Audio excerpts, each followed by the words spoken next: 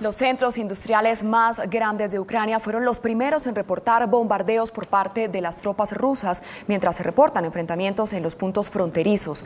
Agencias aseguran que militares rusos ingresaron desde Bielorrusia para ejecutar ataques con misiles.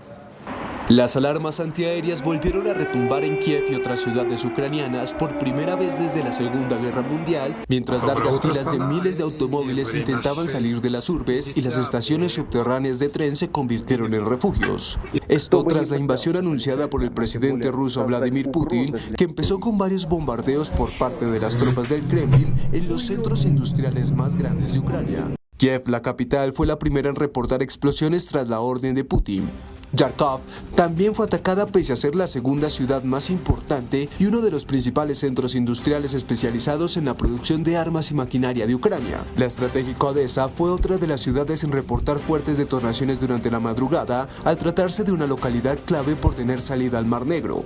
Mariupol, un puerto importante y uno de los centros más destacados de la metalurgia y la construcción de maquinaria del país prooccidental, también fue víctima de la ofensiva, mientras las fuerzas terrestres penetraron en Ucrania desde varias direcciones.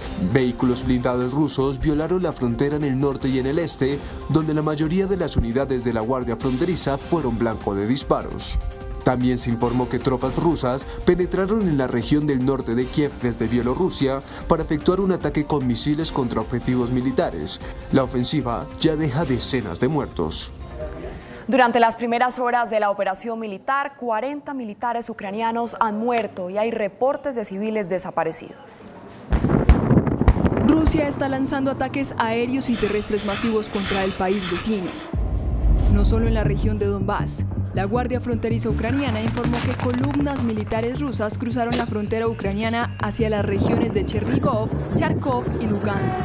Incluso en la capital Kiev se encendieron las sirenas ante el inminente ataque ruso. Las autoridades evacuaron a los residentes para alejarlos del peligro. Muchos cogieron sus carros huyendo de los ataques, creando grandes atascos en las autopistas. Un asesor del presidente ucraniano anunció que más de 40 soldados ucranianos y una decena de civiles murieron en las primeras horas de la invasión lanzada por Rusia. La Guardia Fronteriza ucraniana confirmó la muerte de uno de sus integrantes tras el inicio de la invasión.